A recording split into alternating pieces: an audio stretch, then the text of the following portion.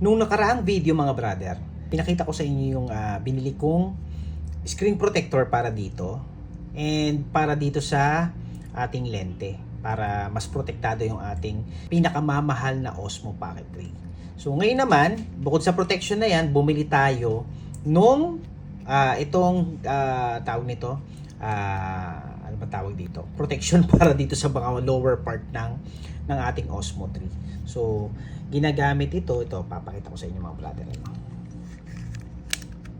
So ganyan siya. And then ito ikakalawit mo lang dito sa part na to. Ito. Kalawit mo dyan sa part na yan. And then makiklip na siya. So that's it. So meron ka ng protection para dito sa ilalim. And then meron ka pang stand na ganyan. Or pwedeng medyo gano'n ng konti.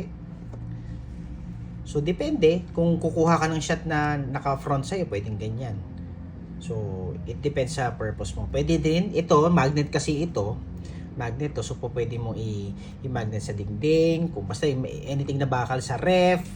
Or sa somewhere sa mga railings ng mga hagdan. So depende naman sa iyo kung saan mo siya ilalagay. So ito magnet yan mga brother. And another protection for our Osmo 3 is this one. Ito naman ang pinoprotect naman ito mga brother. Itong lente natin. At itong screen. Ayan. Ito naman ang gamit naman ito. So ganyan. And then ayan. Pakita ko sa inyo. Yan. And then close it. That's it. Well protected na yung ating Osmo 3. So isuksok mo na lang sa bag yan, then good to go mga brother. Alright. Kung gusto niyo itong item na to, ito nandiyan yung link niyan sa screen, pati to, pati yung mismo tempered glass niya, yung screen protector, pati yung lente, yung protector ng lente, nandiyan na rin sa screen para isahang bilihan na lang mga brother. So, yun. Alright. Check out na. Thank you.